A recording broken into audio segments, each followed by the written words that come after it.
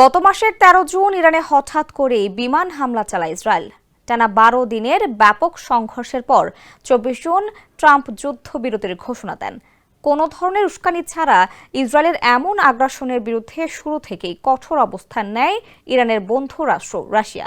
সে সময় তারা ইসরায়েলের এই উস্কানিমূলক হামলা সম্পূর্ণ অগ্রহণযোগ্য বলে কড়া বার্তা দেয়। একই সঙ্গে সতর্ক করা হয়, এর সমস্ত পরিণতি ইসরায়েলি নেতৃত্বকেই ভোগ করতে হবে। মধ্যপ্রাচ্যে রাশিয়া বহু বছর ধরেই ভারসাম্যের কৌশল অবলম্বন করে আসছে। একদিকে ইসরায়েলের সঙ্গে ঘনিষ্ঠ সম্পর্ক বজায় রেখেছে, অন্যদিকে ইরানের সঙ্গে শক্তিশালী অর্থনৈতিক ও সামরিক সম্পর্ক গড়ে তুলেছে। এমন পরিস্থিতিতে এবার ইসরায়েল গোপনে রাশিয়ার সঙ্গে ইরান ও সিরিয়া ইস্যুতে দেন দরবার করেছে বলে জানা গেছে। ইরান ইসরায়েল ইস্যুতে রাশিয়া মধ্যস্থতার প্রস্তাব দেওয়ার পরেই আলোচনা শুরু হয় বলে জানা গেছে। কান নিউজের বরাত দিয়ে তুরস্কের সংবাদ মাধ্যম টিআরটি গ্লোবাল এই খবর জানিয়েছে।